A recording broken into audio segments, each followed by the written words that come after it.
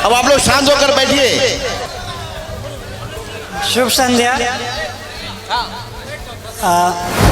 हमें सबसे पहले अपने मातृभूमि के प्रणाम करे छिए। यहाँ पे उपस्थित सारे लोगों के नमन करे छिए। हमरो नाम शुभम कुमार छे। हमरा ठेठी उतना अच्छा ना आवे छे। मम्मी के मैं 1 महीना पहले बोलिए कि अहाँ सारा चीज़ हमरा दिल के, बट लेकिन हमरा अपना मातृभाषा नहीं सकल के। तो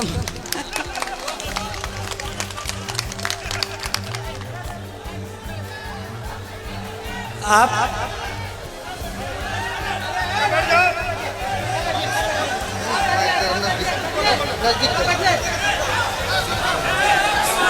ठेठी मैथिली का एक बोली है। आप अपने बच्चों को सारा लैंग्वेज सिखाइए। आप ठेठी भी सिखाइए, हिंदी भी सिखाइए और इंग्लिश भी सिखाइए।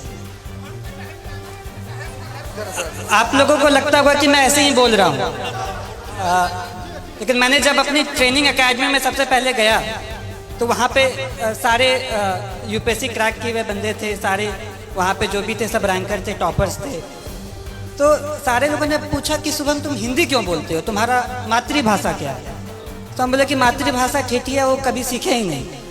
सो वहाँ पे सारे लोग बोले कि उनकी तो हिंदी तो दूसरी भाषा है। सारे लोगों का कुछ ना कुछ उनका खुद का भाषा होता है और वो उस पर गर्व करते हैं। तो मेरा ये कहना है कि आप अपने कल्चर को, अपने संस्कृति पे गर्व होना चाहिए। जहाँ भी मैं गया वहाँ पे शुरुआत में लोग बोलेंगे कि एक बिहारी है, लेकिन धीरे धीरे उनको यकीन हो गया कि बिहारी क्या कर सकता है।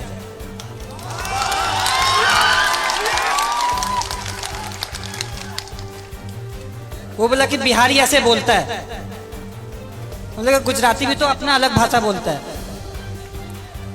कभी साउथ वाले लोगों को देखा कैसे हिंदी बोलते हैं।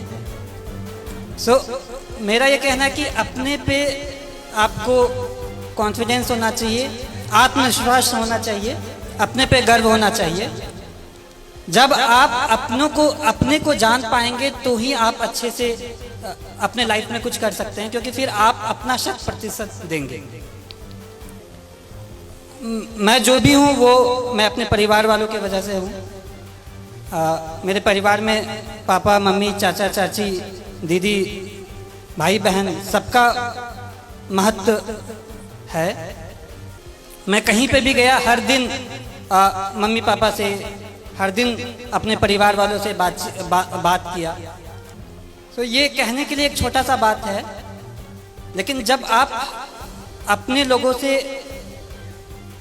के पास रहते हो और उनका फुल सपोर्ट आप पे होता है, तो मुझे ये लगा कि अगर मैं एग्ज़ाम नहीं भी क्वालिफाई कर पाऊँ, फिर भी मेरे परिवार मेरा हमेशा साथ देगा।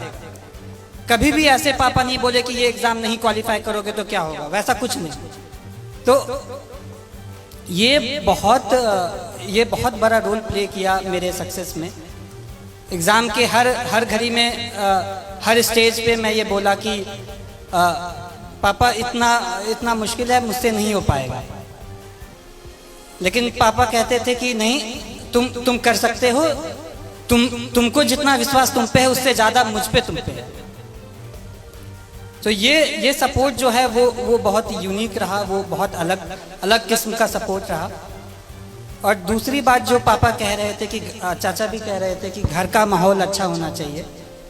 तो अभी तक मैं एक इंसिडेंस मैंने नहीं बताया है कि मुझे असल में मोटिवेशन कहाँ से मिला।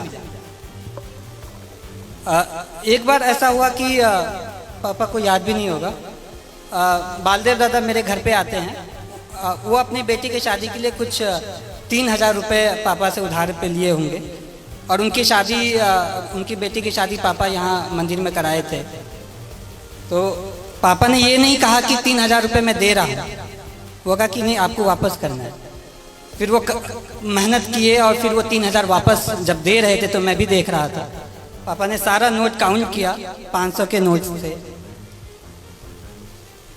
फिर एंड में 3,000 रुपये दादा को दे दिया कि ये आपकी मेहनत की कमाई है, ये अपने साथ रखें।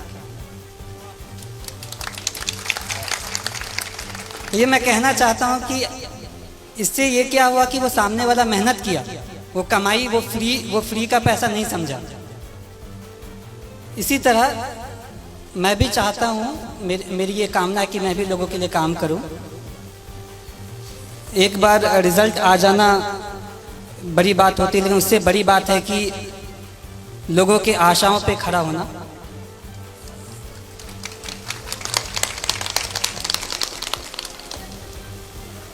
मैं भगवान से प्रार्थना करता हूँ कि मुझे इतनी शक्ति दे कि मैं हर लोगों की आशाओं पे खड़ा उतरूँ।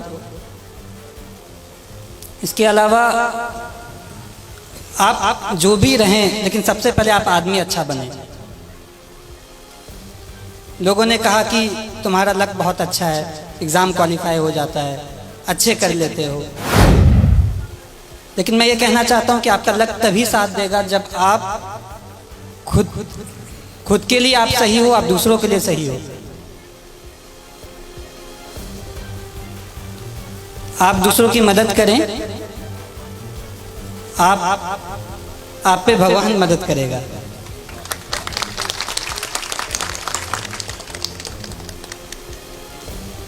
छात्रों के लिए मैं ये कहना चाहता हूँ कि जैसे बचपन में मुझे लोग कुछ कहते थे कि बहुत जिद्दी है, मैं अब कहता हूँ कि जिद्दी है तो ठीक है, मैं ये करूँगा, मैं करके दिखाऊंगा। ये जिद भी बहुत अच्छी चीज़ है।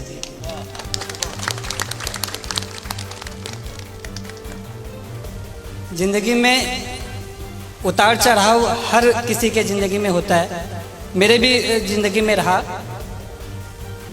जब विद्या विहार में क्लास 6 में गया तो 110 लोगों में मेरा स्थान जो होता था वो 40-50 के आसपास होता था, लेकिन पापा मुझे कभी फोर्स नहीं किया कि तुमको पहला स्थान ही लाना है। क्लास 6 में ऐसे ही रहा, 7 में भी क्लास 40 के आसपास ही रैंक रहता था। क्लास 8 में किसी ने मुझे कह दिया कि शुभम बहुत लकी है, 40 के आसपास रैंक आता है, सेक्शन ए में चले जाते हो। विद्याविहार में ये रूल था कि टॉप 40 वाले को सेक्शन ए में रखते थे। तो फिर मैं ये सोचा, मैंने प्रण लिया कि मैं ये करके दिखाऊंगा कि ये बस लक नहीं है, मैं मेहनत करूंगा। सो छात्रों को ये कहना चाहता हूँ कि जब आप प्रण लेते हैं, आपके पास एक प्रॉपर प्लान होता है, आप उसको इम्प्लीमेंट करिए और धीरे धीरे आप खुद का एक बेहतर सेल्फ बन के निकले।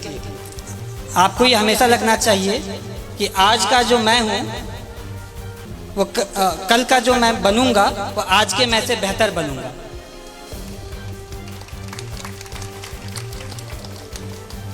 जिंदगी बहुत चीज़ सिखाती है, संघर्ष बहुत चीज़ सिखाता है, और लाइफ के हर फेज़ में हमारी कोशिश ये रहती है कि मैं अपना एक बेटर सेल्फ बनूं, मैं इससे भी और अच्छा बनूं, और मेरा भी यही रहेगा।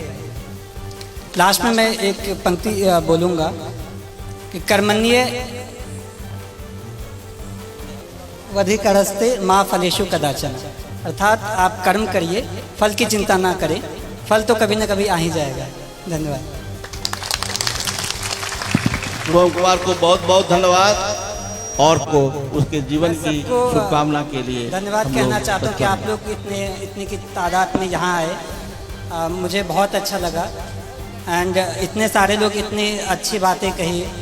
मैं ये विश्वास दिलाना चाहता हूँ कि आप लोगों ने जैसा भी सोचा होगा उस पर मैं खरा उतरने की कोशिश करूँगा। धन्यवाद।